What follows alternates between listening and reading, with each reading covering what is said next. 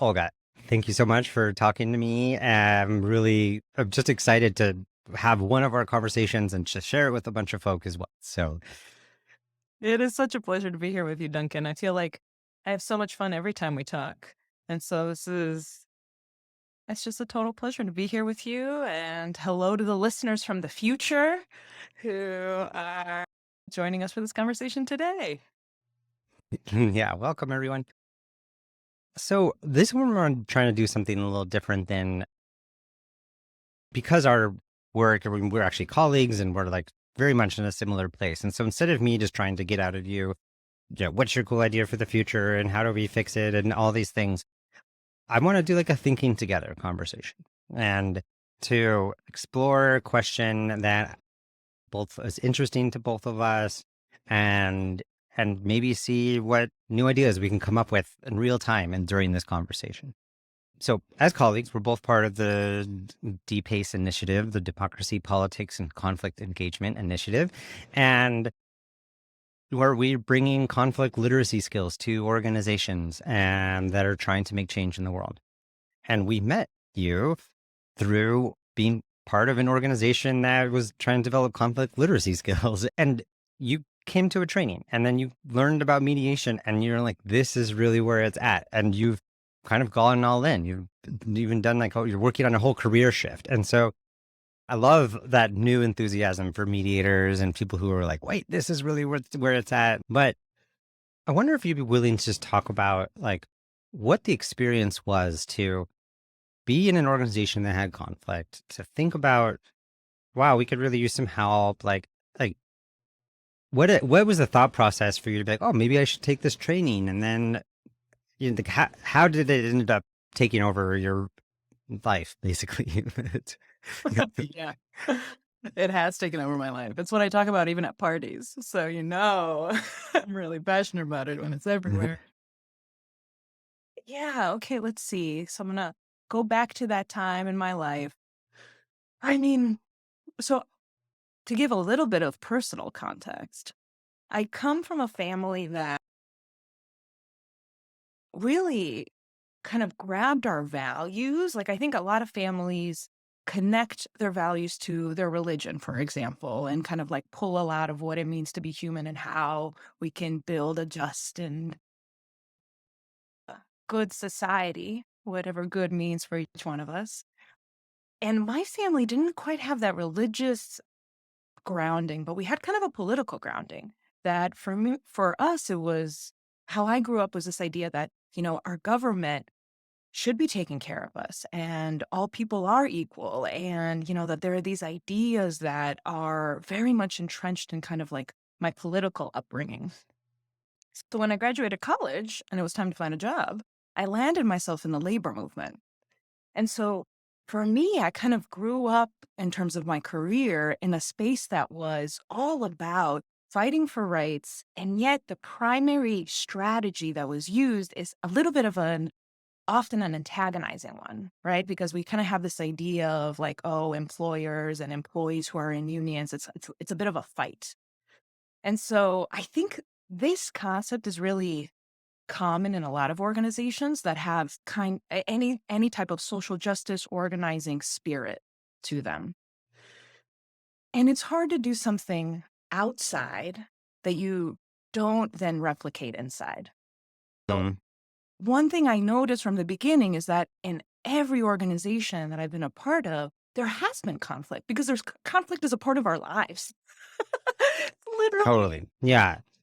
impossible not to have conflict in every element, whether it's the personal, professional, and also the task of so many of these organizations that I was a part of that I believed in is really big.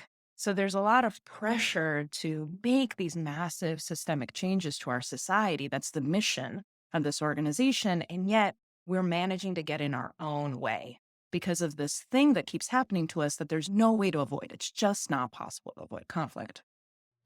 So that had been in the back of my mind and had been kind of the world I was living in. And then, yeah, I was introduced to a mutual mentor of ours, who I know you've had on the show, Ken Cloak.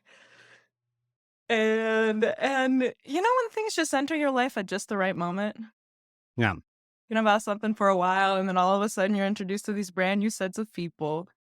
And so I went to a basic mediation training with Ken and just found the practicality of mediation and conflict resolution, that it just is so applicable to many elements of life. And so the first element that I tried to apply it to was my family system.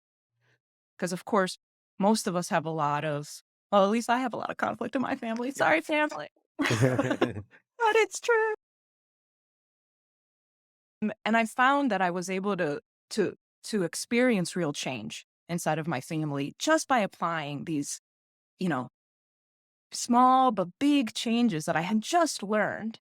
And I found that to be so engaging that I immediately wondered, what could happen if we tried to do this in organizations too, where we actually Hmm. have your mission that we're trying to accomplish. Yeah. So, there's something just like the naturalness of conflict I find to be an important thing to remember. Like, because I don't know, I like to say it's like as long as we're in diversity, like we'll have conflict. We're gonna have different perspectives, we're gonna have different agreements. Actually, I had this really interesting example. I was just at a Starbucks in Chicago, and I ordered it's hot, and ordered my iced coffee, and the iced coffee's there sitting on the counter, and I could see my name on it. It says Duncan on the label. So I go to reach for it, and this woman goes to reach for it as well. And I'm like, "Oh, I think that might be my coffee." And she's like, "Oh, no, it's mine." And she's like, and I'm like, "Well, my name's on the label." And she's like, "No, my name's on the label." So I'm like, "Wait, are yours named Duncan?" And she's like, "No, my name's whatever." And on the other side of the coffee cup was her name on the label, right? And I was like, "Oh, wow, they must have put two labels on this coffee cup," right? And it was just like the best example of just like the essence of like different perspectives, right? From her perspective, it's hers, and from my perspective, it's mine, and a very valid, real perspective, right? And now maybe it's like even too simple, but and I think part of the reason why family gets to be a place is because they're the folks that we have to be with that we might not have been friends with otherwise, right? Like the Mhm. relationships that we, you know, my sister's works as a, works with horses. She lives in Oklahoma. We probably wouldn't have met otherwise, and so we get to be friends. We have different life experiences, and as long as we have different life experiences, we like conflict will naturally arise. Now, of course, what part of what you learn in this training is like, wow, this can be a positive experience where we can learn and grow by the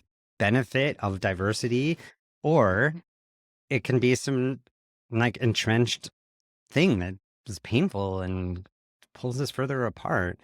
And it's really a choice. So how do we get people to see that this is something that could be better? Because I think that we're get so used to it just being really hard and kind of accept it. I don't Does that make sense? Yeah. Mhm. Yeah, it does make sense. Yeah, I mean, I think that most of us don't learn conflict resolution skills in our families, unfortunately. I think what we learn is how to fight. We learn conflict skills. We adopt the patterns and the modeling that we see done in whatever access we have, whether it's directly in our family, in our schools, in our churches, in our community centers. And And so therefore, I think there is this feeling that conflict is negative, that if you are fighting, that is a bad sign. And I think one of the major reframes that's made a big difference in my life that's come out of mediation training is the idea that conflict is neutral. Conflict is not good, it is not bad, it is a state of being. And that, in fact, we can use it to grow and strengthen our bonds. So Esther Perel talks about this in a really wonderful way, the psychologist. She talks about how relationships are connection, disconnection, reconnection. That's what a relationship is. It's that you might have, you know, the honeymoon period, whether you're in a romantic relationship or not, but where you're really clicking, everything's really good. And then you have your first moment of true disconnection. And then if you're able to reconnect, that's where the relationship continues. And in that moment of reconnection is where we actually build trust. And I think that And so to kind of bring it back to your actual question, which is how do we get more people to give this a try? I think part of it is in believing that it is worth trying, that it is actually worth putting our energy towards reconciliation and building that trust rather than saying, oh, we're in conflict. And so therefore that must mean there's something wrong with our relationship and we shouldn't even try. Right, right. Yeah, I talked so the thing about like the repair after the rupture, like we know like a bone and break the bone and then it heals and like all that it's all Mhm. stronger afterwards. And I like that like when like the lived experience of this. So when I had that in a relationship, and of course it's significant in relationships. So the woman with the coffee, walk away, it doesn't matter, right? But with Sure. my partner, I say something, whatever, and it's hard, and it's like, oh, God, so it's weird going on here. And I'm now learned to be like, pause. Let me just find out what the heck's going on here.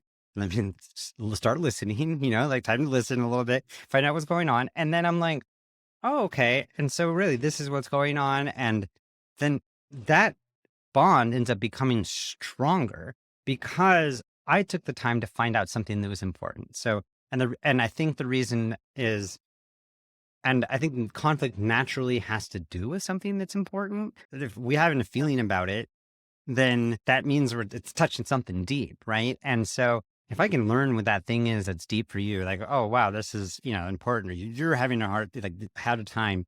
Let me understand that. And so maybe the first layer of answering the question is getting people to recognize one, that conflict is neutral, but that also that it's this opportunity to sort of learn and understand and actually fortify the connection, right? And to like be like, okay, cool. So now we actually have a more clear understanding about the nature of our relationship and the nature of our experiences. And by making that be a safe experience, we'll be stronger because of it. And of course, the answer might not be yes every single time. Like I do think there is when I first started dabbling in this work, my perspective was like mediation's always the answer. We should always be mediating. We should always be trying to resolve. And now I've cooled down a little bit on that perspective because it is very energy intensive. And so I think that's the other thing to keep in mind is that I have not I have not had an experience yet where mediating a conflict happened like this. Because most of the times the conflicts are very long term. So even if you have a mediation, the idea that a 2-hour mediation is going to solve a 10-year problem in those 2 simple hours, yeah, that's a really hard equation to even out.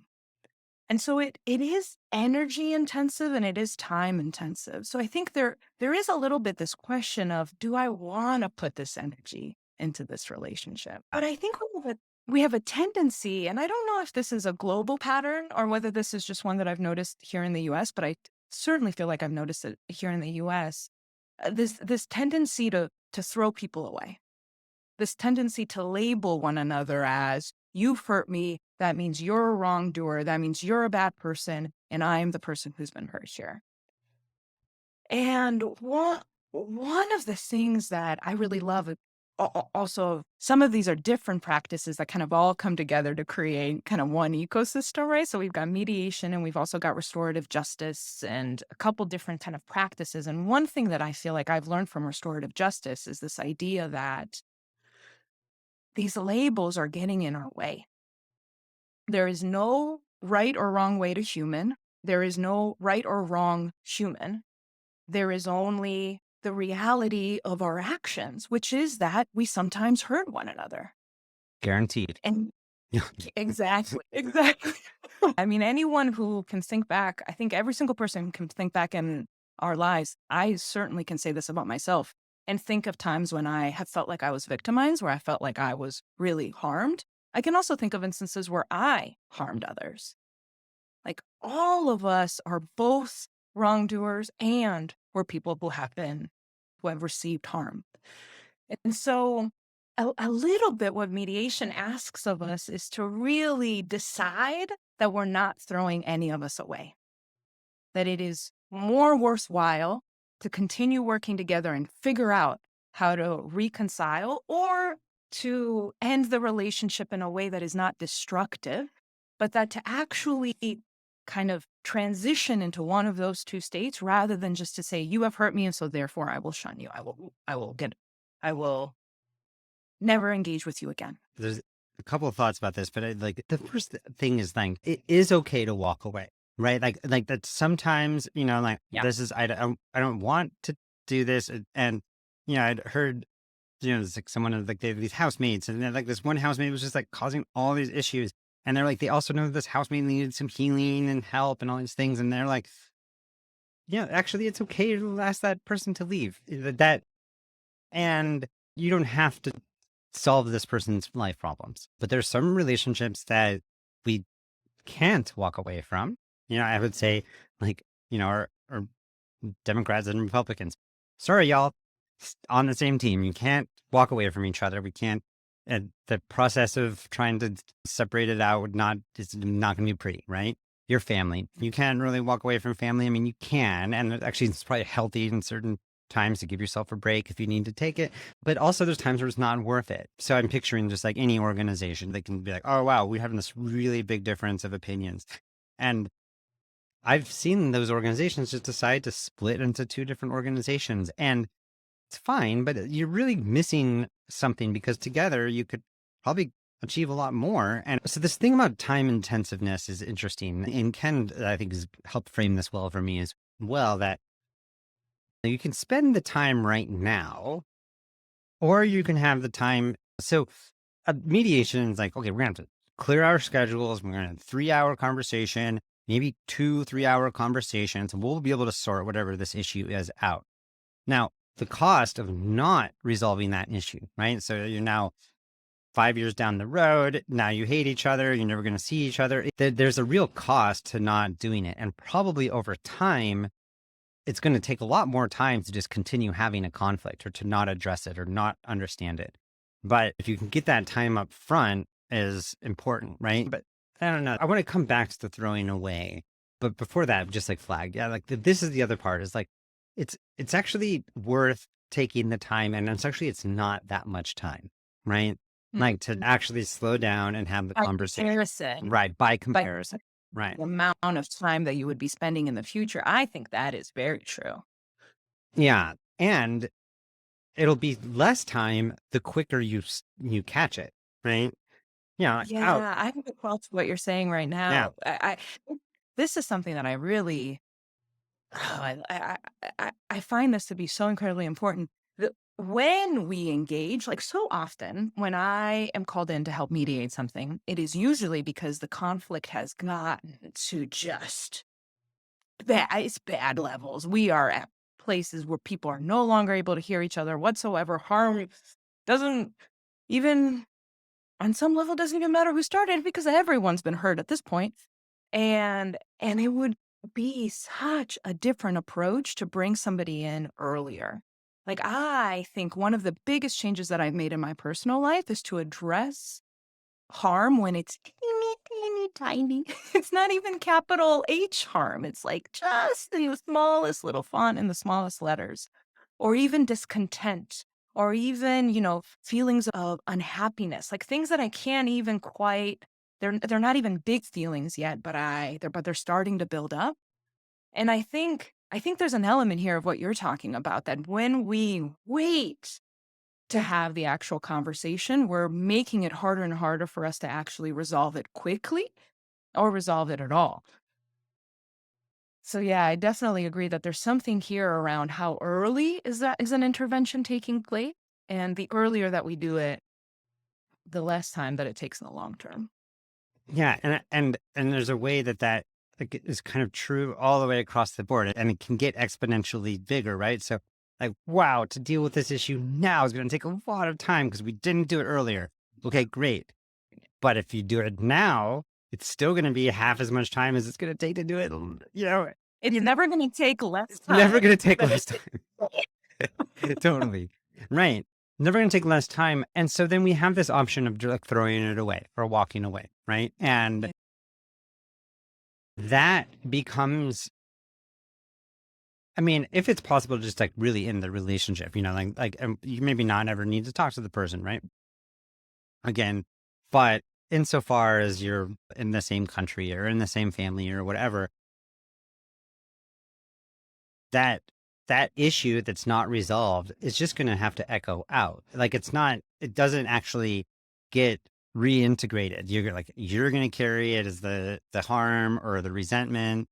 So that's going to continue to be a corrosive thing in one's own life, or, but then also you might just be passing it on to the next generation, like that. Why is it that we don't ever talk to grandma, And it's like, oh, we're not going to talk about that. And it's like, well, guess what? Your kids are going to have to deal with it now. Or in an organization, why are we two different organizations? Yeah. And I think one thing that kind of helps with this, or that I find that has helped me, is reminding myself of my present moment. Of what is the actual present moment? Because I think sometimes conflict feeds off of a story more than it feeds off of an actual present moment. Because we have such a big story that's been built around what's happened in our two families or in these two organizations or five organizations, our whole society. And stories have power, there's a reason why media exists. There's a reason why television and theater has existed for so long. And so conflict stories also have power.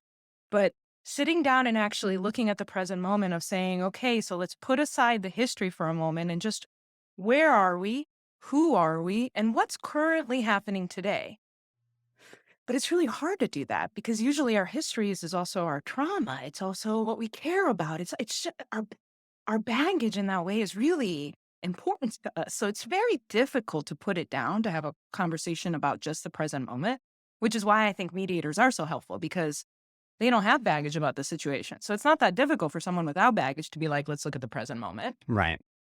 So getting a little bit of help to have those conversations really can make it much easier. But I feel like that's a big part of it, is being like, can we put down the history enough to talk about what's actually happening today? Not to ignore the history, I'm not saying that, but just to say that our central point is actually about our present and our future. An example this comes up with often in like a mediation is usually there was a miscommunication at some point. And the person's like, I'm asking for this is what I would like. Like, yeah, but you said you wanted this a year ago. And the person's like, no, that's not what I said. And so I oftentimes would be like, time out. Like, if you want, we can go there. But this is lost into time, right? We're not going to be able to recover what was actually said. And memory doesn't work that way. We're not going to be able to remember, like, it's just your memories. If you've been, especially if you've been thinking about this a little bit, it's gotten super distorted, right? It seems like you're only really remembering your memory of the memory. And so the more times you run a memory through your head, you're actually just like rewriting it. So we can't figure out what it was. So right now, what is it that you would like to say? Right. And now that's hard because the whole reason why we're here is because of the thing that someone said back in the day. And that's hard to come into the present. And now hearing that, I'm also thinking though that there's John Paul Lederach, who was like kind of one of the fathers of conflict transformation. I think maybe even developed the whole term. He has this model that I kind of think looks like a little bit like a flower, but there's a kind of these like concentric circles kind of going out to the left and right, and then concentric circles going up. And so in order to transform a conflict, you have to be able to deal with the immediate past, the remembered past, the lived past, the lived past, the remembered past, and then just all of the cultural history that's behind it, right? Like beyond. So if we have a conflict in our community or whatever, like guns or whatever, United States. So it's like whatever immediately just happened. Then there's like whatever it was that's happened in your lifetime, and then whatever happened in your parents' lifetime, or the people who are still alive and what the stories that they've heard. And then there's the stuff where it was like ideas that came from the origins of the Constitution. So that's coming all the way in. And then on the other side, you have to deal with what do we want to do next? And then we want to do for over the next year or two. What do we want to do over the next 10 years? And what do we want to do over the next couple of generations? And like, so you kind of need to take that into account. And then you also should take into account, okay, there's you and me. Then there's like the community and organization around us, which is part of like a whole system. And then there's like that system is probably part of another system or a subsystem. So there's like And now, if you want to actually transform the whole situation, you can deal with this very specific issue. So we can deal with this like we can in a mediation. We can deal with this issue, this topic, like an interest based conflict or context specific solution. This is what I need now to feel good now between you and me about this topic. But if that's you really want to change the whole thing, I'd be like, wait, how do we get into this situation? What is it that got us to get here? How do we make sure that this doesn't impact? How do we make sure that we're dealing with this better? And then how do we make sure that we're taking into account like all of the deep history and the deep future and what are the systems? And it becomes this whole matrix. And I'm realizing there's like a contradiction here. So like on one hand, where do we want to deal with right now? And we can simplify it. And then you can't ignore the bigger piece. And anyways, this is where it gets more time intensive. And actually, it's funny. I just talked to someone who called me and they had a conflict and the discrimination experience. And they filed a complaint and then they're going to enter into some sort of formal process. And then they get to have a mediation. And now the person's trying to figure out, do I want to have a settlement? And just like, I don't ever get to talk about it again. They gave me some money and the issue disappears. Or do I want to make sure that this never happens to someone again? And if you want to make sure it doesn't happen to someone again, you're going to have to engage with this person, not as an enemy, but as a ally and figuring out how to change it. And realizing like this might take years of my life to get this whole thing changed. I don't know if I want to do that. And again, we have the choice, but And also, I shouldn't have to, I feel like is the other feeling, right? It's like, I'm the one who's been hurt. I shouldn't have to put the effort in. And I feel that to the core of my bone, my bones, because I, on one level, agree. And also, that's not our world and our reality. right. The reality is that it actually takes both people in order for healing to happen. Unfortunately, I wish the world worked differently, but I have yet to see an instance, and perhaps they exist, but most of the time for that profound change to happen that you're talking about, which is that this thing does not happen again, it does take healing on both sides for that to happen. Yeah, exactly. And that's a hard pill to swallow. There's like a quote that I love because it's so provocative. If you're not part of the problem, you can't be part of the solution. And there's like a variation of it where it's like, if you think it's a problem, you're responsible for fixing it. I see trash on the ground. I don't know how that trash got there. I'm angry about it. Well, guess what? It's my job to pick up the trash, right? If I don't care, I can just walk on by. But if I care, I can't be like, let's get a video camera and find out who dropped this here. And we're going to go hunt them down and drag them here and have them pick up. No. So I'm going to connect this back to the throwing away, right? Because I think that this starts pointing to like one of the core problems we're going to have to figure out how to deal with is like, I'm in a situation, and oftentimes when people are thinking about conflict, they're like, I'm the good person and this other person's the bad person. And in my experience as a mediator, I haven't never met someone who is just the good person, only the good person, this person's the bad person. They're always both good people dealing with someone acting poorly. And so whether people know it or not, and like engaging in this process is going to ask you to recognize your role in the situation and be able to like engage with the other person as like, okay, we're going to have to work on this and figure out how this needs to change. Includes the admission of having some responsibility for it. And that's vulnerable and hard.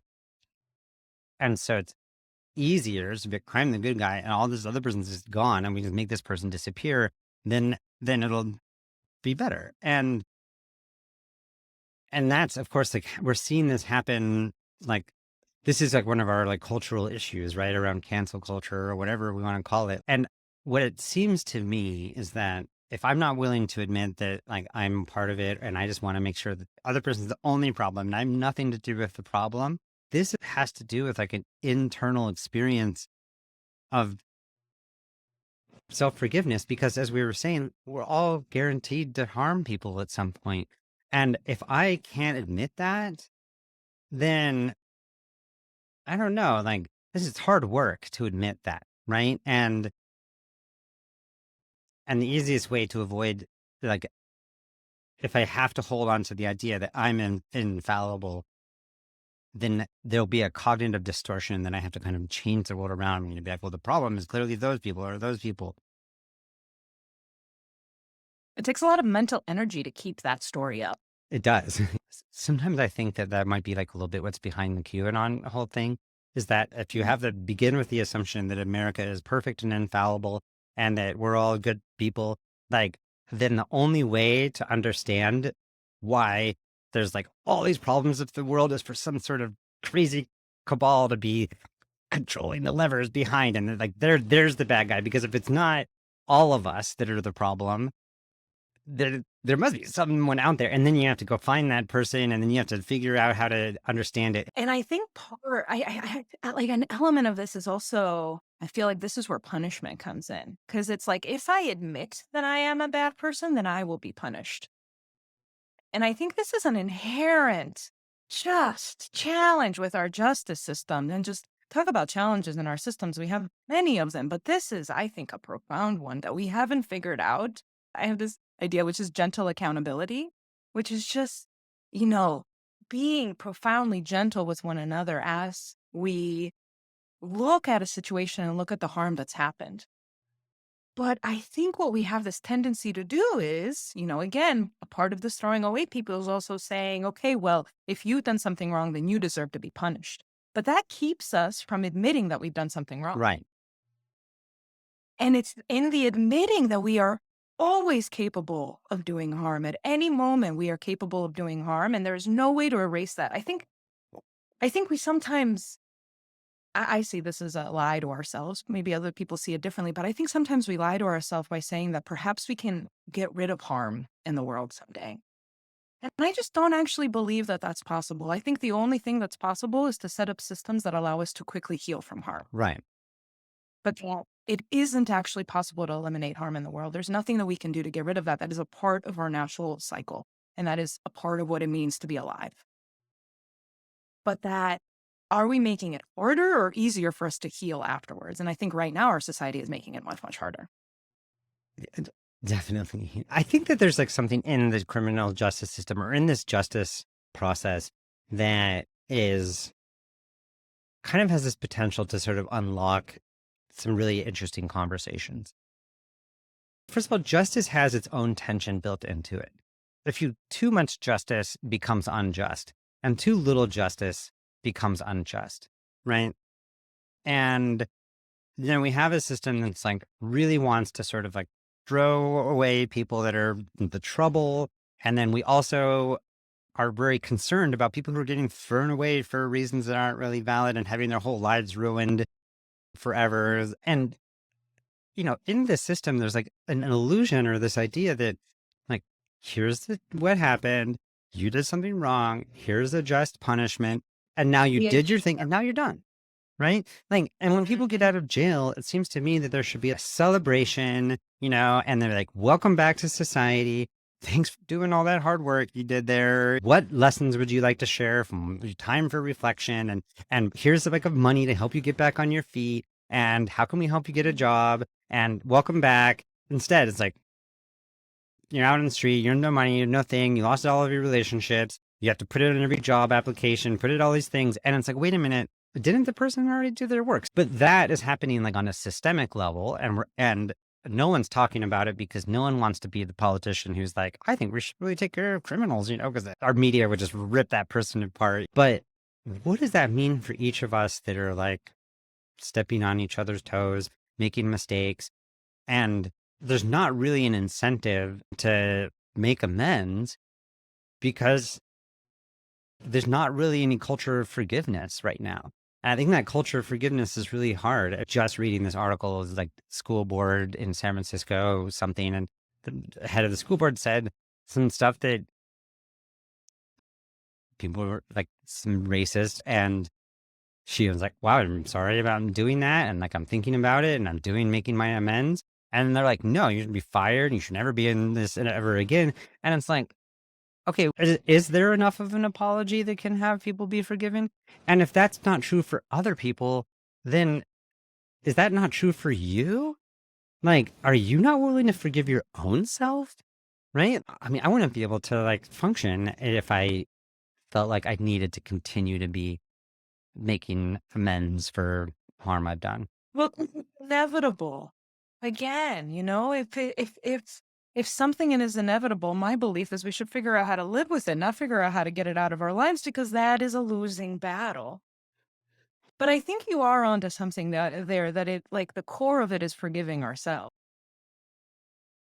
I don't know who said this quote. I did learn it from Ken. Ken, you're getting a lot of shout outs on this podcast, this podcast episode. I don't know who the original author is, but it's that forgiveness is giving up all hope for a better past. So it's like this idea that we actually can't change the past, that we can hang on to what we wish had happened to us, what we wish had been different, but that is energy. I mean, the question ends up being, is that energy that you want to put towards it? But when we are able to actually forgive ourselves, then the ability to forgive others opens up. But that if we haven't done that for ourselves, it's going to be really difficult to do that with anyone else. And then I think this is where the systemic to the individual starts coming in, because in my analysis, I think the way that we change systems, because our systems are just as alive as we are. Systems are made up of a bunch of individuals living on this planet together, in this universe together. And every moment that we change as individuals, that means our system is also changing. It's just that we don't feel it unless there's a large enough number of people who are changing in the same way because the system has so many different parts to it and is so complex. But I've wondered, I've asked myself at times before, what would it look like if if our school system, and I don't mean just whatever thing that everybody went through. So one of the things that everybody goes through is school. And so what if one of the things that everybody went through in our society is a process of figuring out how to forgive yourself? Like, what monumental change would that be if we had systemic change implemented into our individual change, excuse me, implemented into our actual system so that large number of people could go through it at the same time? Yeah. Well, I mean, of course, that would require such a massive change of how we use our resources and how we use that time together in community. Right. Well, and just like one of the, I, I think that like Christian church was holding that down for a long time, right? And Yeah. there's like everyone's a sinner and there's a path to be redeemed, and it's leaving, whether it's going to confession or whether it's believing that Jesus has already sorted that out for you. So there's like a process, right? Here's what happens when you make a mistake. Here's what you do. Here's how you get out of it. Now you're done. You're back into the fold. And so in our secular world, we like we don't seem to have like that mechanism in which to do that, right? So coming back to like the justice thing, we think that the system is like not working here. Like these people need to be forgiven. These people shouldn't be forgiven. Like being able to surface that contradiction, I think there's this like some opportunity there to be able to be like, wait a minute, when would that be? Like, when is that enough? And you're really on point about just like, this is like such an interesting multi-scale issue, right? Because the US has done some horrible things in its history. I mean, and before it was even a country, and the individuals have done the different things. What would it take for the forgiveness to happen, right? Or to have there be enough of an amends or reconciliation to be able to say, okay, you know what? Wow, super sorry for taking over your country. Sorry for like blowing up your whole thing. Sorry for enslaving all these people. Sorry for wiping out indigenous populations. And as I heard someone saying that the critique of reparations was that, if my sense is that if we had huge reparations thing, like every descendant of an enslaved family was given $200,000, and Mitch McConnell and Joe Biden and Donald Trump and all get on their knees and they cry and they say apologies, and we build a monument to reconcile all these things, and everyone gets a free college education. People would be like, oh, cool, racism's over, no problem, we're all good. And it's like, no, people would be like, well, this is just the beginning, And so how do we actually heal from it? But I think the other piece about we're all just, the system is just made up as us as individuals, is that, at least my hope is that, like, if I'm able to sort of become a model of someone who's willing to admit the harms I've done, forgiven myself and I get to live into that freedom, I don't know, maybe I can make it look good for other people and maybe they want to have the same experience, right? Like, Yeah. I do think modeling has a lot to do with it. And that's sometimes I just marvel of what it really means to try to be a mediator. So for any of our other practitioners out there who are listening, I don't know if this is something that you go through, but sometimes I'm like, dang, I really chose something that just demands like how can I try to create a container of healing if I'm not actively healing myself and if I'm not actively healing my community and my family. There's like a demand that in order for this thing to work, that you're actually engaging inside of it. And so I have really asked myself, how do you create containers that allow for true healing to happen? And I think one part of it is looking at it non-judgmentally, looking at what has happened, looking at the present moment and looking at the history without placing blame. That there's this action of looking and analyzing non-judgmentally, which is we do not have a practice of doing it. And this is what makes me feel very scared about critical race theory and this idea that we shouldn't talk about our history in a way that is really honest with young people and is age appropriate but truthful in the sense of what actually happened and the impact that it had on people that continues to this day. I find this to be really scary because I think step number one is looking at it.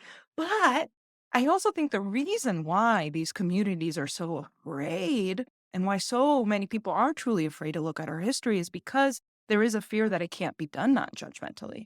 That you, as an individual, in this case, let's say an individual white person, will be held accountable for something that you believe you did not singularly do.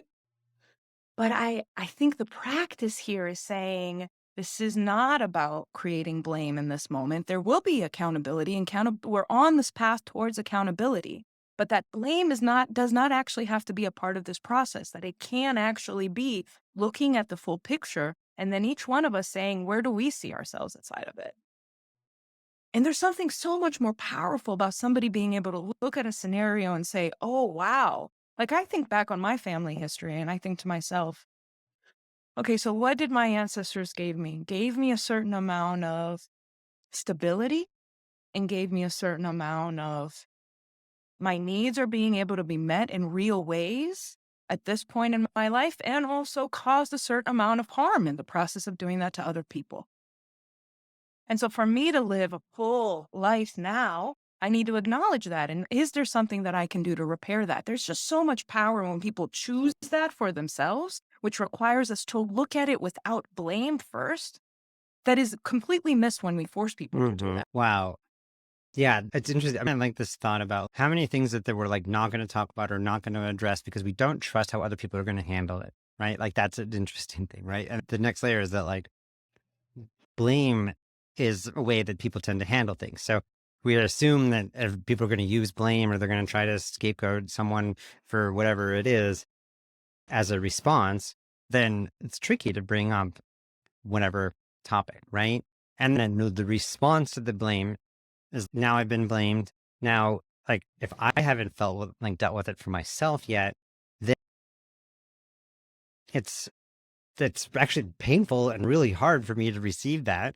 And and now that we've already started the process, might as well just throw it back at you. And now we're re-perpetuating like the situation, right? And so on my father's side, my roots go to Georgia, and my ancestors were officers in the Civil War for the Confederate side and definitely owned slaves. And I got to hear my grandmother talk about how her grandmother, how they're really nice to their enslaved humans that they had or whatever, compared to other people. I don't know. And now, We're still the good guys. totally, yeah. Good guys, right? That's like what the voice is trying Exactly, to say. exactly. And because we're all still and so as it was a journey for me. It was about a decade, about almost 2 decades ago now that I really had to face what it meant to be just like a white male with privilege and class privilege and being a US American and, just like having all the privileges. And I wanted to say that not fair, like, are you sure? And so I had great people in my life who loved me and were able to say, yes, Duncan, this is worth looking at. It's worth paying attention to. So instead of like when I got accused of being some white guy with too much privilege, who didn't know what he was doing and just stomping around, which I was doing, like my initial reaction was like, shut up, well, come on, I'm trying to help out here. I'm trying to do good things. And, I wanted to do that. But instead I had to go, no, no, no. And so I done some work on that, and I've done the work on my whiteness, and I've done work around being a man and all whatever, all the pieces. And so now if someone's like, hey, your family owned slaves, and you're like, yeah, you have privilege from that, or you have privilege from being a man. I'm like, oh yeah, this is such a really interesting topic. And I want to hear more about it. I can tell you what town they were in. And so now it doesn't matter to me. I've worked on it. I know what's going on here.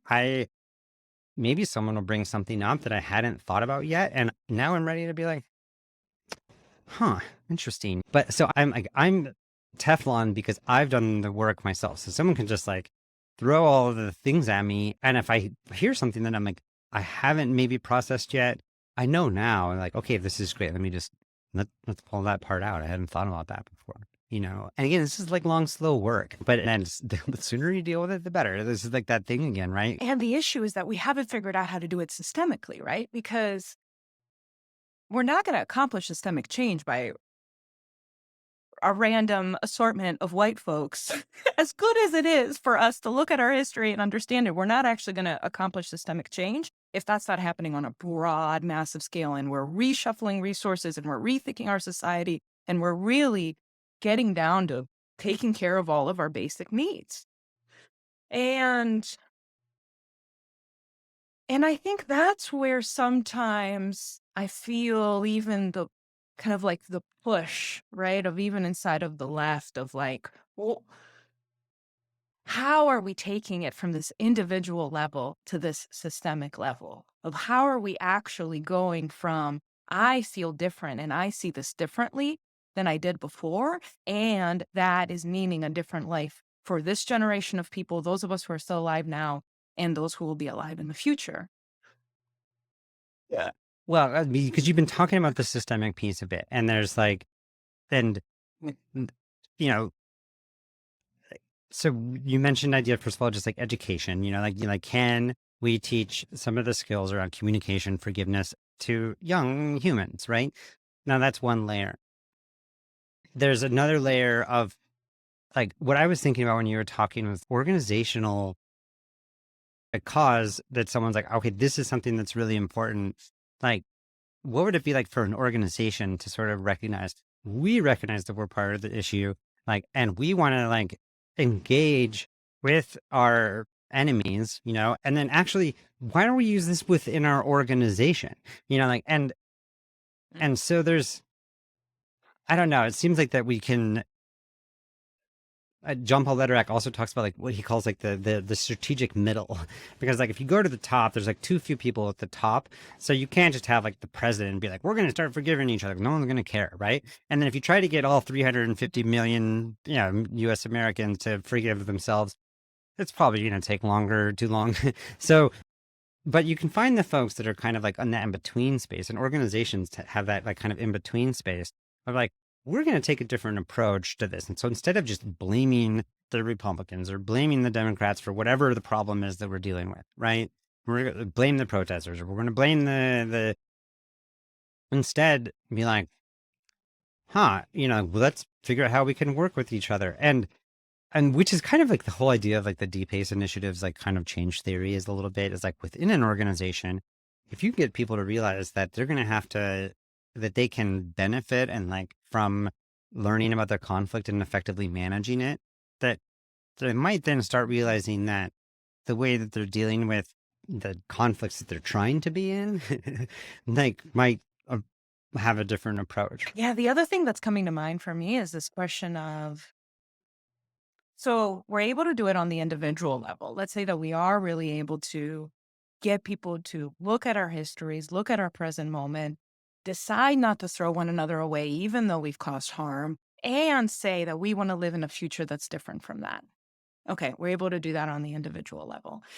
Then I feel like the question ends up being, what is our actual sphere of influence? Because if we can convince an individual person, or not even convince, that this individual person can have this realization of, yes, this is the kind of experience and world that I want to live in, then the question is, okay, well, what access do you have to create change inside of your immediate community? And I think that is one place where organizations do actually have a lot of access. We do get more access when we build organizations. We increase our resources profoundly when we work together. We increase the access that we have to people because we have more people working together. So that sphere of influence question is, I think, one that is sometimes missing, because it's like, oh, okay, if you're doing the individual work, that's enough. But it's like, what if we combined the individual work along with, okay, well, now what decision making capability do you have?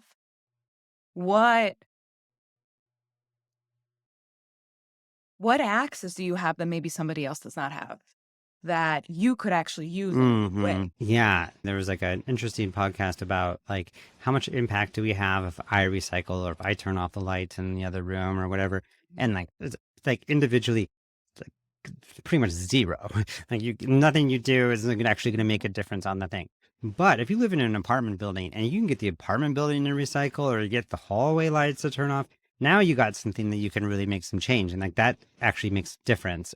And so, hearing this made me think like, okay, where do I have access? And I'm like, so I'm in the leadership group of an organization called Thrive, and we make decisions. We tend to just have consensus because we all kind of trust each other, and like that sounds like a great idea, go for it, and um, but every once in a while we have to vote on something, and that's what I've been noticing. I'm like, why are we voting? I don't actually believe in I think voting is like the lowest form of democracy because you create a situation where 50% of the people don't like something. Like, why don't we try to make a different option here that more people might be into? Yep. And Yep. so I've been, working on like helping us have a consensus process that that is focused on integrating dissenters, right? So instead of trying to be like, okay, does anyone have any concerns about this? And like, I do. I didn't think this is an issue. Okay, cool. How would you change this that would help you feel more comfortable? And that idea of like, and now again, it's it's kind of me taking my values and then and like this kind of perspective and amplifying it into now this body of 8 people, right? So we're not making huge scale choices. So then I wonder, like, if you happen to be part of like an organization that had thousands of people in it, hypothetically, like how might you introduce, this to that larger space? Yeah. How would you introduce it to that larger space? Oh, I mean, I feel like that's also a part of what organizing is. Organizing is figuring out what is your problem? Who do you need on your side in order to solve this problem? And so, I mean, we build the thing with hierarchy. I feel like it's the go-to for practically every single organization. Occasionally, there are some collectives that really work on consensus, but I feel like most organizations have a certain amount of hierarchy. And the reason that we have hierarchy is because it certainly moves things much faster. There's a clear protocol, there's clear decision makers, things move much, much faster.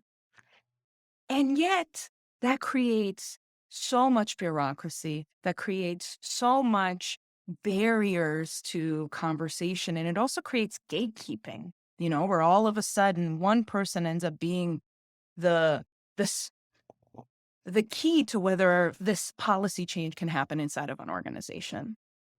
And I think one challenge to all of us working in organizations is how to deconstruct our hierarchies, not to the point where we are immobilized, because organizations have really important missions that they're trying to accomplish. And a lot of these are on a really short timeline. Like when you think about the climate crisis, we don't have a lot of time to make dramatic changes. So, and most organizations, I think that's the case with their missions, even if they're not related to climate change. So how do we deconstruct hierarchy enough so that we're eliminating these negative side effects of hierarchy and also allowing for some amount of speed. And my current theory, come back to me in a few years Yeah, and we'll yeah. see if this stays the same. But my current theory is that it's a combo effect.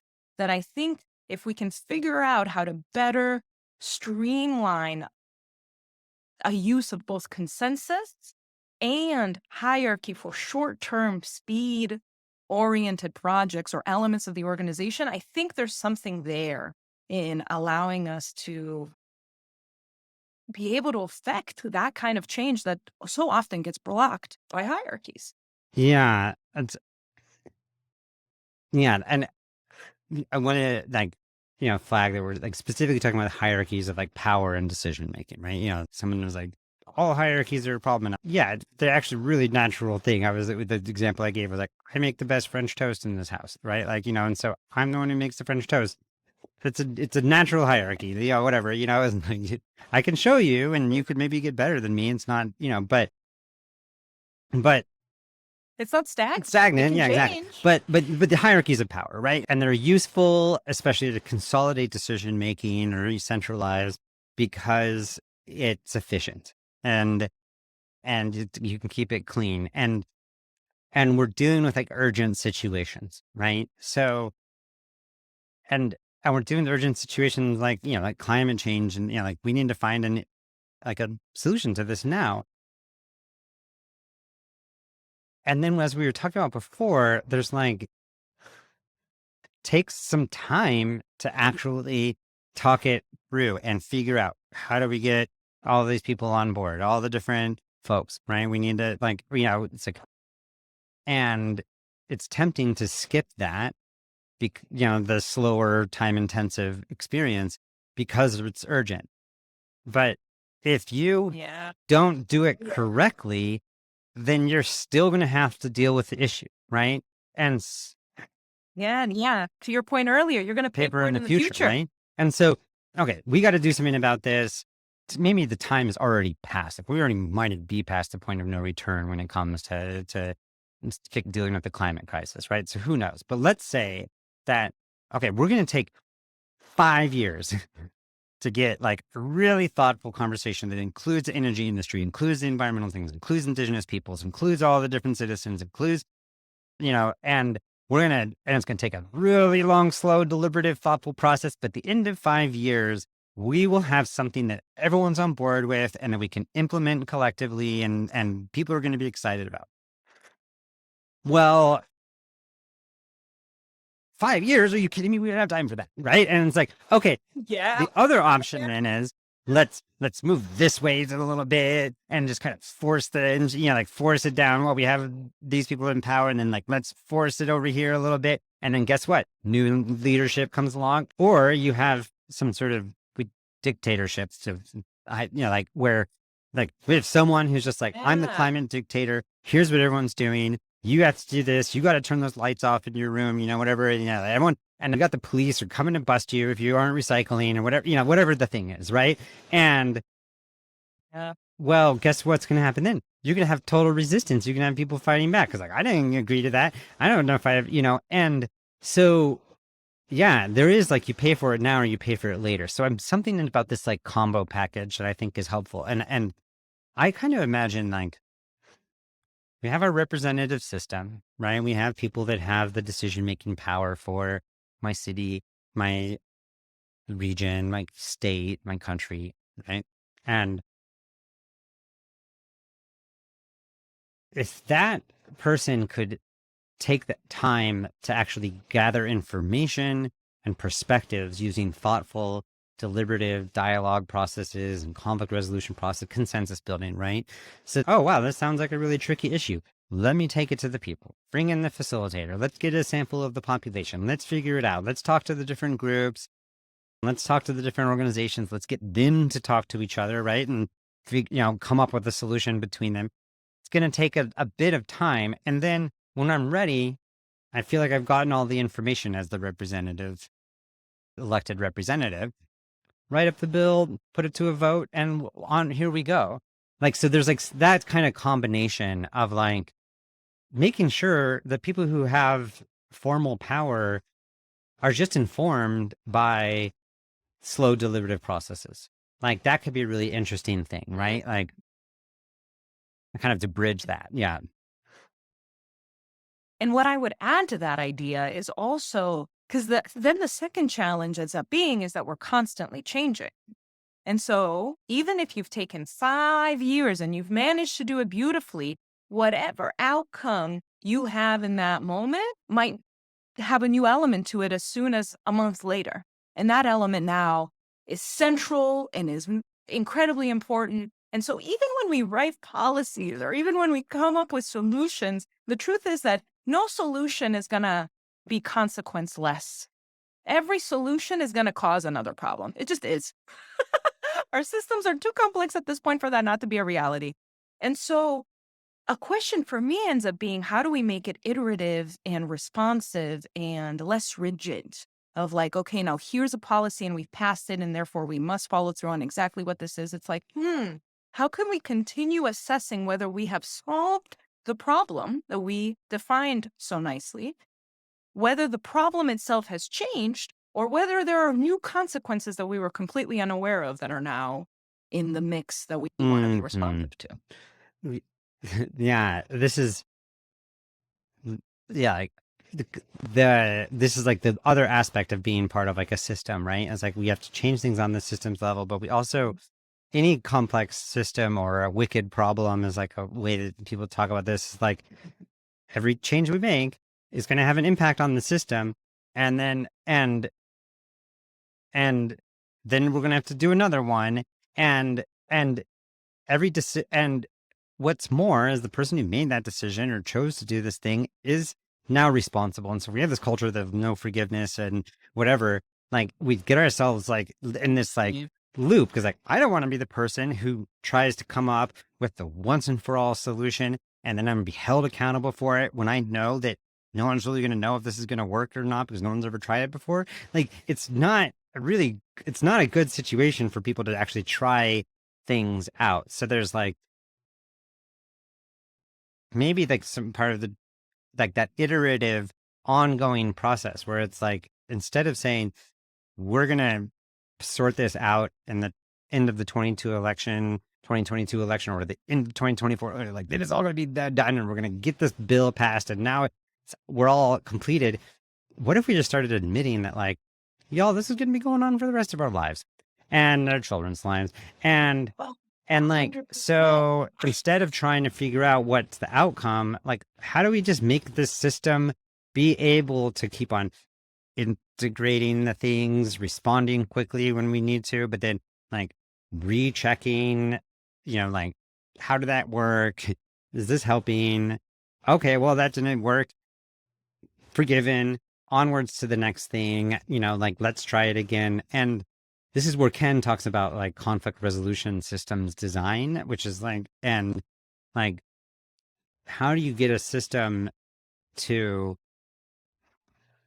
like, to be in a constant state of adaptation? And I'm just gonna give some shout out to like the Constitution actually really does set up a really interesting, iterative, problem solving system, right? Like it's worked for a long time, right? It's like here we go. We're gonna have a new election. We're gonna have balances of power. We have this court that's gonna like keep on reviewing things and jurisprudence and start accumulating a bunch of wisdom. They didn't anticipate whatever, social media and polarization and all these things that, that weren't, but, like the system, we're not going to find the final solution. We're not going to, and so yes, there's something about the like forgiving themselves for like, if I try and it doesn't work, that's okay. Then just try the next thing.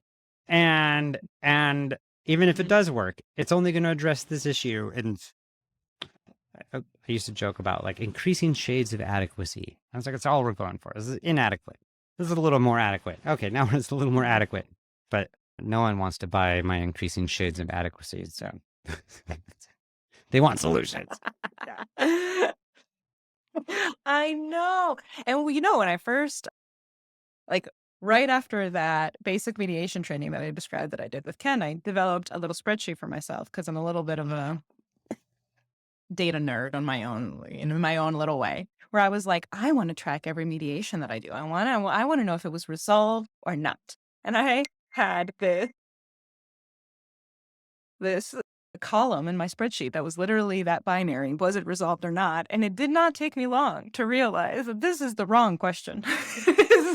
It is not, it is not an answerable question. It is not a binary of is it resolved or is it not. It is just, have you developed enough of a practice that this is getting resolved right now? And are you able to use what you learned in the process of resolving this conflict to resolve the Right. next one? Because it's like, to bring it back to your earlier point of, how do we heal from something as big as racism, for example, or slavery in this country? It's, we're never humans. We have this tendency towards dominance. We have this tendency towards, can I dominate you? Is it possible for me to take care of my needs? It is a relationship that has been common throughout all of our history. And so, even in the instance, and I wish that we reach this level inside of our history or inside of our future, if we are able to reach this moment where we're able to have a moment of true accountability for what has happened historically in this country, I do not believe that we will be guaranteed that it won't happen again. I believe it will be possible for it to happen again if we don't figure out how to keep taking the practice of nonviolence. And that's where I think nonviolence comes in, because nonviolence is the opposite of that dominance. Nonviolence is saying we are both equal, we are both valuable, and no matter the choice that I am making is to see your humanity and see it as equal to mine, and that I won't take violent action against you. Yeah. Yeah. There's like the acknowledgement of in that of like we're bound up with each other, right? Like and I choose not to perpetuate like the harm, the in my response to this, right? And this is the part that I've been thinking about. It's like that's like a choice that we have to make.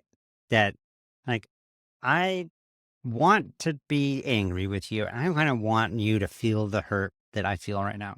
And that would really be satisfying. Actually, yeah, really just like make you just like shred you apart. Yeah, like let me figure out the words that I could tell you. They were just really I am hurting, so therefore totally, you and deserve that's to hurt it's too. compelling, and I get it, and I actually got a chance to be really. And I haven't had a lot of anger in my life. I think I probably just suppressed it, but I got to feel a lot of anger about some old story, and I was like, I want to go and just like tell the person, just like really shred them apart. And I'm like, but god damn it, I'm like actually smart enough to know that that's not going to help. And Yeah. oh come on, let me just write the really mean letter, and I'm like, nope. And I'm like, and so I'm actively making the choice of I want to actually heal this, and that means that I can't respond with it, like, and I can't bite back. And I don't know, there's something about like as a country, like by choosing to be a diverse, pluralistic with all the religions and all the people from backgrounds and all the different countries and all the different states, the melting The pot, melting South pot. Pole, the whole thing we got going on, like that means that we're choosing to say we're not going to try to win with our best idea or have it look just the way I want it to look. I'm actually open to exploring other possibilities with you. But that's a choice that we have to keep making because our natural built in tendency is to just want to hang out with people who look like us and think like us and act like us and avoid all those other people. So it's like it's a human thing to be like, I don't trust those other folks over there. I don't trust these folks over here. I don't think they should have any power because I trust me and I trust but we're actually making a choice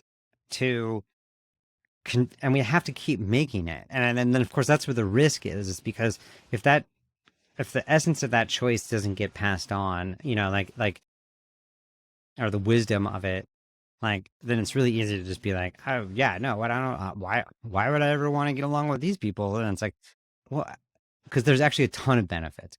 we benefit so much by our Mhm. diversity and our and yeah, yeah.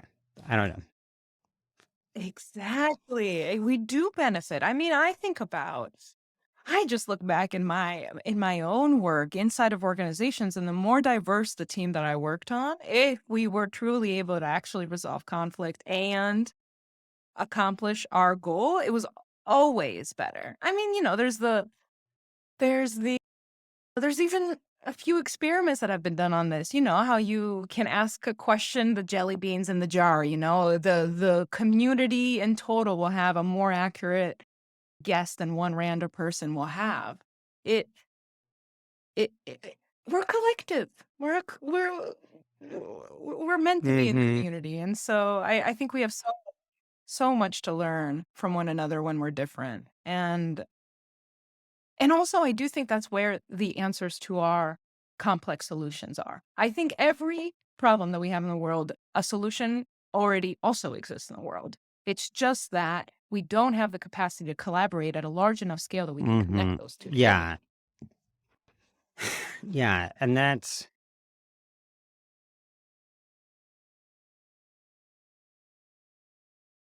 yeah, and it's just like it's such a great paradox, right? That we're like both. It's one of the big my kind of life project questions is like, okay, if we can resolve conflicts between two people, we can resolve conflicts between 10 people and 100 people, like what would it look like for us to resolve conflicts between 100,000, a million, or a billion people, right? And and it's a cool question, and and the fact that it is a fractal and kind of actually looks similar on all scales, I mean, it's like, oh, we're going to have to break the bigger ones into smaller pieces, right? And that there's like that line because there's actually, but there's a lot of clever ways to do this. And we can get like a representative sample of it, right? Or so that I think this piece about like starting where you are, like where do you have access or where is your sphere of influence? Because if you can start making these kinds of changes in a organizational level or in a community level, right? Or, in a city level, then yeah, it's like, just like, the light bulb. It's like, I don't have any individual impact. And yet there's nothing here but individuals, right? I don't know. I, Mhm. I wanted to share my Alexander Solzhenitsyn quote, which is like one of my favorites, and it's just been up for me this whole conversation. I'm curious, any any things that you're like loose ends that you want to sort of loop into this conversation, and obviously we can continue thinking together. Not totally perfectly it. It's from the Gulag Archipelago. It's about the people getting sent off to the gulags in the Soviet Union. And Alexander Solzhenitsyn says, wouldn't it be great if there were evil people in the world committing evil deeds, and all we had to do was separate them from the rest of us, and all of our problems would be solved? But the truth is that the line between good and evil cuts through each of our own hearts, and no one is willing to cut away a piece of their own heart. When we're tempted to like use the blame or try to separate or like be like, these people are too far gone, like it's worth remembering that, well, you actually can't get rid of them. The sooner you talk to them, the better. And if you're afraid that there is possible for people to make mistakes and be totally irredeemable, check in with yourself, like, because that there's probably some dark some inner conversation it might be worthwhile having. 100%. And there's definitely something there for all of us to learn from. Like if there's an aversion there, like whenever I look to myself, whenever I'm the most like, oh no, I don't want to do that, it's because we get defensive because there's an element of truth. Yeah, that's the thing about defensiveness. It comes up when we actually connect with something that's being said to us. And so That's the thing that I keep reminding myself. It's just like, it is worth it. It is worth it, even though it's energy consuming, it requires energy, it requires attention, but it is worth it because on the other side is the possibility for the world that we actually want to live in. Yeah. Yeah. That's really just like, yeah, listening to those little whispers of the heart, the pinches of regret, the pinches of pain, the pinches of like, Yeah. glee and fear. And like, that's probably something really worthwhile paying attention to. And whatever, and if we see other people having those feelings too, like, it's just a great time to listen, man. It's like, why are these people doing this? Why are they smashing the Capitol? Why are they burning down Nordstroms? It's like, you probably should go ask them because I bet they'll have a good answer for you. Like, probably something that's really important to them is Yep. at stake here. Yeah. The opposite of judgment is curiosity. And that is one of the just most tangible tools that we have, is asking questions and just opening up a curious mind instead of deciding that you already know Yeah. what the answer is. Yeah.